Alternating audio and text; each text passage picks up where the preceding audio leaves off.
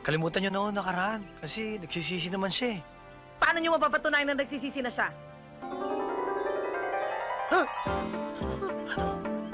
Uging? Hoy, ano? Ano nangyari sa'yo? Alay! Hindi ako si Ugeng. Ako'y si Don Segundo. Sandali. Sandali, okay lang yan. Okay lang yan. Sandali, huwag kayong matakot. Dahil si Don Segundo may sasabihin. Alay, bumalik ako upang personal na makahingi ng tawad sa iyo, makita. Ikaw si Segundo? Ay, ako nga, Sintakaw.